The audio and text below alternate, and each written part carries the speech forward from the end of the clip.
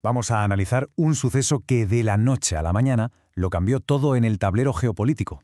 Una operación militar estadounidense sin precedentes y no autorizada que alteró el destino de toda una nación en apenas unas horas.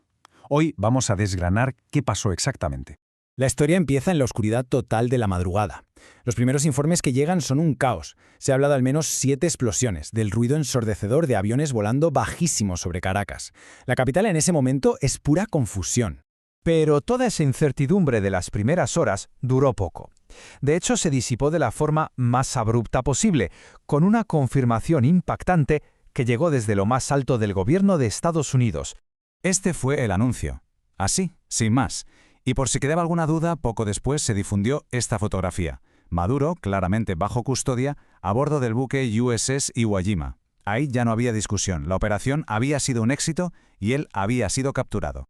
Bueno, ahora la pregunta es ¿cómo se pudo ejecutar algo así? Una operación con nombre en clave Resolución Absoluta que se llevó a cabo con una precisión, la verdad, demoledora. Vamos a ver qué fuerzas estuvieron implicadas. Fijaos en este número, 150. Esa es la cantidad de aeronaves que participaron. Una superioridad aérea abrumadora. Hablamos de cazas de última generación, de bombarderos, de helicópteros de operaciones especiales. Todo en un ataque coordinado y fulminante. Aquí vemos el cara a cara. Por un lado, la élite de Estados Unidos, la Fuerza Delta y los Night Stalkers. Y por otro, las unidades venezolanas que, en teoría, debían defender la capital. ¿Qué pasó? Pues que los informes confirmaron después que los sistemas de defensa clave, como los misiles Buk, fueron de lo primero que se eliminó en los bombardeos. El camino, básicamente, quedó despejado. Claro, la consecuencia inmediata de todo esto es que, con Maduro fuera de la ecuación, se generó un vacío de poder gigantesco. Y casi al instante aparecieron 3 facciones distintas reclamando ser el gobierno legítimo. El país se sumió en una crisis de liderazgo total. Y esto es un buen resumen del caos que se vivió. Por un lado, el chavismo que quedaba intentó aferrarse al poder a través de Delcy Rodríguez y el Tribunal Supremo. Por otro, la oposición democrática dijo, un momento, el ganador legítimo de las elecciones de 2024 es Edmundo González.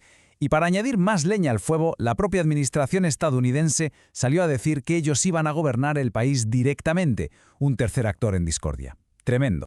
Como era de esperar, este conflicto interno no tardó nada en saltar a la escena internacional. Se convirtió en un incidente de primer nivel y el mundo, pues, se dividió en bandos muy claros.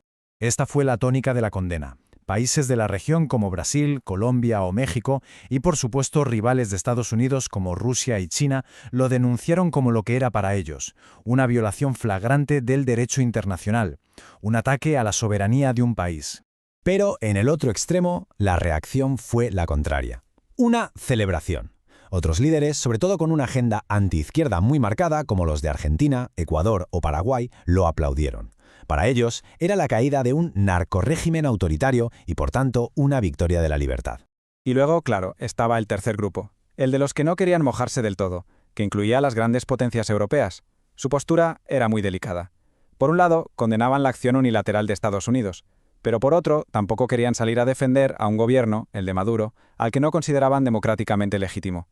Un equilibrio diplomático muy complicado. Pero a ver, seamos claros. Debajo de toda esta tensión geopolítica, de todas estas declaraciones, hay un factor económico absolutamente brutal, el petróleo de Venezuela.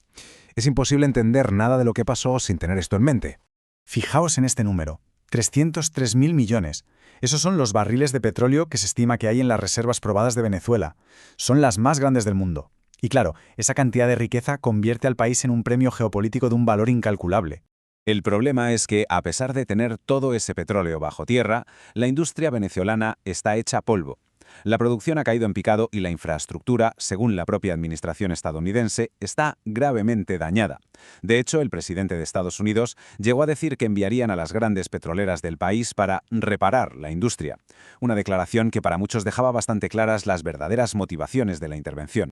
Y todo esto nos lleva a la pregunta del millón, la que se hacen 40 millones de venezolanos y el mundo entero. ¿Y ahora qué? Después de un terremoto así, ¿cuál es el siguiente paso? El país está en una encrucijada total. Oficialmente, Estados Unidos no lo vendió como una guerra, ni mucho menos. La justificación fue legal.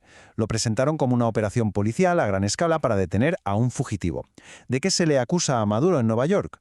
Pues de estos 4 cargos, que lo vinculan directamente con el narcoterrorismo. A partir de este punto, los analistas dibujan 5 futuros posibles para el país. Van desde el más optimista, que sería una transición democrática ordenada, hasta el peor escenario imaginable, el colapso total del Estado y un caos generalizado. Y en medio, pues otras opciones, como que Estados Unidos gobierne el país un tiempo o que se llegue a un pacto con una parte del chavismo. Lo que está en juego es simplemente todo. Y cerramos con esta pregunta, que es la clave de todo. La intervención ha cerrado un capítulo de la historia de Venezuela, eso está claro, pero ha abierto otro completamente nuevo y lleno de interrogantes. El destino del país está en el aire, atrapado entre lo que quiere su gente, los intereses de una superpotencia y lo que queda de un régimen que ha sido derrocado.